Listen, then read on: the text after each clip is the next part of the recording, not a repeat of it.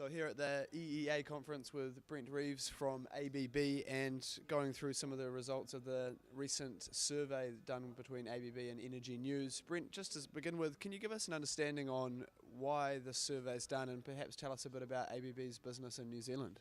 Yeah, sure, Ed. Look, ABB is a global company and we operate in about 100 countries around the world. We have 145,000 employees and we're truly a global business. We're headquartered in Switzerland and we target specifically electrical and automation solutions for our customers in those countries. And that really stems from supply of transformers, switchgear, high voltage products, putting those systems together into solutions that meet our customers' needs. Then the automation side, we provide control systems, motors and drives, we provide instrumentation, all of those sort of things that keep industry going, reduce emissions, increase efficiencies to basically drive productivity in our customers' businesses. Okay, and you do these surveys around the world and different parts of the world. The one we've just had the results for in New Zealand, some interesting findings, I think, just to begin with. I mean, more than 400 people took part, 85% or gave the recent industry reforms, the Brownlee reforms as they're referred to, 5 or less out of 10. I mean, what does that say about the industry and what they think about those reforms? Yeah, well, look, New Zealanders are a forgiving bunch, aren't we? Yeah, right. And you look at the latest TUI's ad, and basically you look at Steve Hansen, and it's we're a forgiving bunch, Steve, and that just sums us up.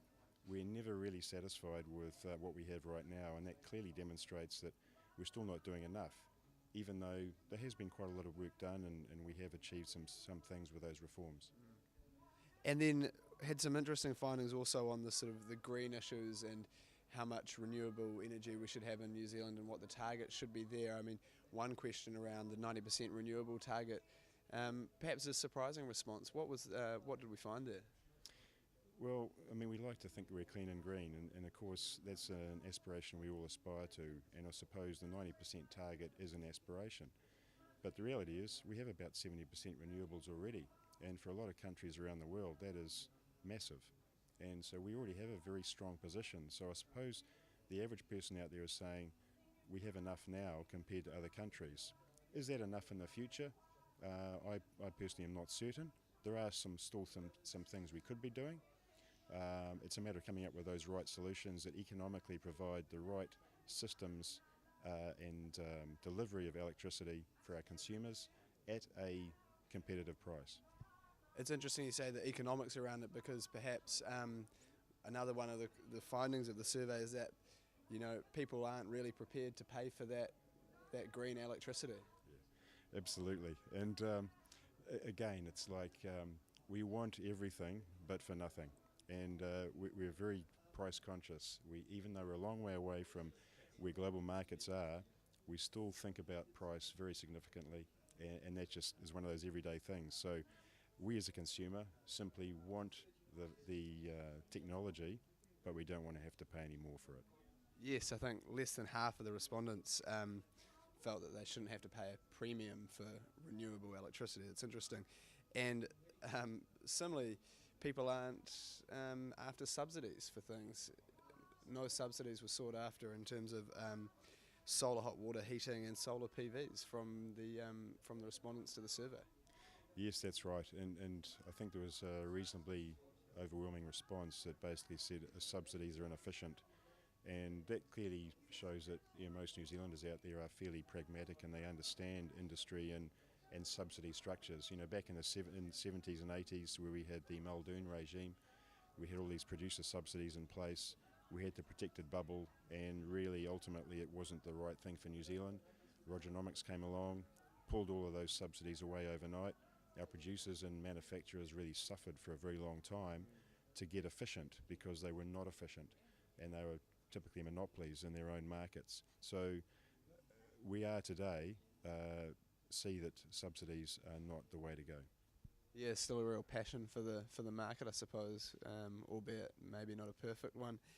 I mean, in that respect, we also had a question around what to do about Huntly, and it's sort of it's often the elephant in the room, I suppose, in the electricity industry. We can talk about a lot of different things, but what you do about 1,000 megawatts that's going to have to come off in the next wee while, and I suppose it's a question really for Genesis, who owns the plant. But interesting mixed response to that question too.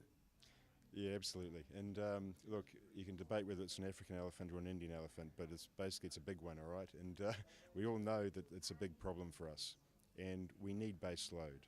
I think overwhelming, there was a response that said we need a large mainframe gas-fired power station to replace Huntly. Others were saying, no, we need 6 or 8 smaller peaking type stations. And then others were saying, perhaps we need more renewables. So quite a diverse range of answers. But at the end of the day, Phil Heatley said on Wednesday, that basically we are going into exploration mode with oil and gas.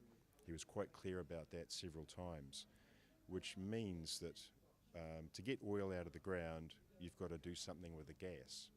And let's face it, we've got to find oil, and we will find oil, and we will do something with the gas. So that comes down to, are we going to have peaking type stations, or are we going to have another big mainframe like out at Rodney or something like that? Yes, and with gas comes the question of regulation, how to regulate the gas and electricity markets. And I suppose, not unsurprising, but 60% I think of the respondents to the survey felt there was flaws in the regulation of electricity and gas in New Zealand. Yes, some are saying that it needs more time yet, and look, there have been quite a few changes. Perhaps others are saying not enough changes, but I think we need probably a bit more time to assess things and just see how that's going to pan out in the grand scheme of things, because it's whatever we do and change there is going to impact on things very significantly. But one thing's for certain, if we rely on market forces to decide to put another pipeline in for gas, we may not see the action taken fast enough. And so the regulators or the industry has to take some responsibility for deciding faster to put these assets in. That's right, and I suppose at the moment there's work that's being done in terms of optimising the use of gas on the pipelines that have their capacity full in terms of what's contracted, but a new discovery perhaps in a new area, and there's exploration efforts into East Coast, Canterbury Basin, Great South Basin, might push that envelope a little bit faster. Yes, certainly, and companies like Methanex, who are working with some of the oil explorers to find more gas, those are the innovative ideas that we need to see in the marketplace, where parties are getting together and sharing the cost burden to enjoy the benefits, and basically ultimately a more fruitful country will have, because we'll have more energy available, more exports, and therefore more revenues, and hopefully GDP growth. Sure, and I suppose in that scenario, we're going to need some more workers, or we're going to at least have to keep some workers here that currently we're seeing in this flight to Australia and have been for some time. Interesting response there also around what to do in terms of trying to halt the skills shortage that we have in New Zealand, or do something about it. Yeah, I just came out of Patrick Strange's talk, and he talked very significantly about the culture shift at Transpower and some of the changes that they've made there, and just emphasised that the heart of the organisation is with its people, and particularly its graduate recruitment program. I think we can all learn a lot from that and invest more in our people and developing graduates, because we've got a lot of older people in the industry which have excellent expertise, and we've been around for a long time, but we've got to bring in some new talent and retain it, particularly when we've got Australia running so hard with its mining and minerals sector. They can afford to pay a lot of money, and they're growing so fast in that sector at the expense of some of the other sectors there. But nevertheless, it's attracting a lot of our talent and taking away the opportunities of people to come here when they decide to go there. So we've got to think by putting in innovative technologies and creating the business that keep people excited about working in our jobs here. But I suppose the challenge is also for people taking responsibility. Is it a government question, or is it an industry question, or most likely is it a bit of both? Clearly the survey said it's a bit of both, and again, if we wait for industry to decide that, it could take a hell of a long time. Rather, we should have some government. We talk about subsidies before, but maybe subsidy is not quite the right answer. But some incentives that allow students to stay here, get working, and get their skills up, and support our industries here. Sure, and perhaps a view to the past as to how that's been done well previously. Well, I guess apprentices back in the 70s and 80s. We brought a lot of apprentices in, and a lot of the apprentices in those days are now the very senior professionals that we have in the industry today.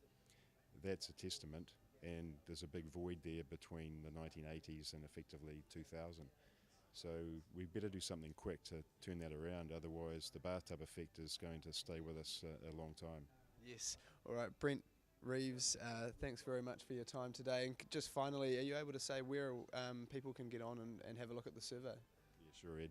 Look, the survey, the inaugural survey, you can find that on energynews.co.nz or abb.com/nz.